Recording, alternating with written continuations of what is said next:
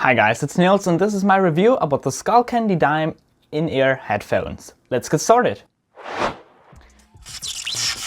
So when I uploaded my German video about the Skullcandy Dime headphones, a lot of English people commented, please, can you make an English video? So I uploaded a English quick hands-on of these, and a lot of people asked, okay, but can you do a full review? So this is it. This is my review about the Skullcandy Dime after 14 days of use. To the design. The Skullcandy Dime is simply designed. The headphones are small and therefore ultra compact. This also applies to the case, which can be attached to a keychain via lanyard. The compactness is also reflected in the weight. With 28 grams, the case is very light. The headphones are kept in a AirPods Pro design, which makes the headphones appear inconspicuous. The workmanship is in line with the price. The case is closed by a magnet, which ensures that the headphones do not fall out.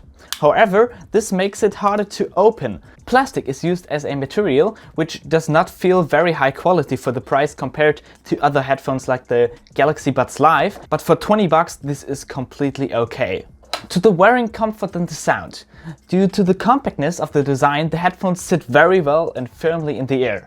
The first ear tips, the normal ones, fit well for me and do not press. Although the headphones do not have active noise cancellation like the Skullcandy in the ANC, the headphones cancellate very good, but due to the tight fit of the TWS, they shield a lot of noise. What is most convincing for the price is the sound, and that is ultimately the most important thing.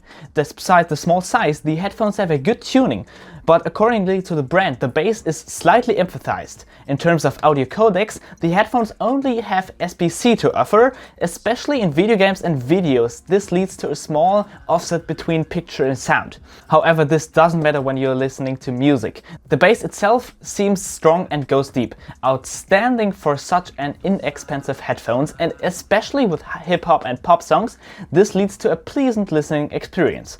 However, noise can be heard in the treble at higher volumes. There were no problems when making phone calls. My conversation partners could understand me well. For the price, however, the sound experience is very impressive. To the features. The headphones offer little in the way of features, but this is also because of the price. However, the headphones can be controlled via button on the TVS. A single press on one of the TWS starts and stops music or ends and takes a call. A short press and longer press on the right side jumps to the next track, on the left side to the track back. A double press can decrease or increase the volume. The voice assistant, aka Google Assistant or Siri, can be activated by pressing 3 times. The operation itself is very detailed, but pressing is partly difficult. Either the headphones are pressed into the ears or I have to hold the headphones. At least this makes the input accurate. Incorrect inputs are usually present on touch surfaces, like on the Skullcandy in the ANC or Galaxy Buds Live.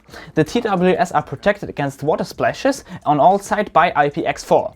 This makes it suitable for sports. To the connection. The connection is via Bluetooth 5.0, which ensures a very stable connection. I had no dropouts during my test period, about 2 weeks. The headphones are booted into pairing mode after the first charge and removed from the case. The headphones are displayed in the Bluetooth settings. They can be turned off via a long press on the button of the TVS or by placing them back into the case. The headphones support both stereo and mono mode. This was not a matter of course for cheap TVS until now. Battery. The battery is probably the biggest point of criticism for me. The headphones only last about 3 hours and a few minutes, which is quickly over during many video conferences. The case also charges for about an hour, and this over micro USB. Outdated. In the case, the headphones are still recharged about 2.5 times, which result in a battery life of 11.5 hours. Those who only use the headphones now and then won't have problems, but the headphones aren't meant for many video conferences. So, conclusion time. Should you buy the Skullcandy Dime? Yes, for 25 bucks, the Skullcandy Dime offer a lot of wireless headphones. They are very small, light and thus ultra compact. For me, the headphones fit very well and shield a lot of noise. an ANC light. The sound is very good for such cheap headphones, and through the buttons on the TWS you can control them very detailedly. However, the battery suffers from the compactness. With 3 hours of battery life, they are not meant to be for video conferences. The connection remains stable, only low latency audio codecs are missing for watching a lot of movies or mobile gaming. However, if you want cheap wireless headphones for listening to music or just very compact ones, you get a very good option with the Skullcandy Dime. So, this was it, my review about the Skullcandy Dime.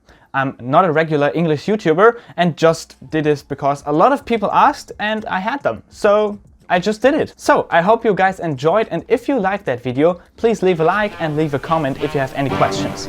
That's been it. Thanks for watching.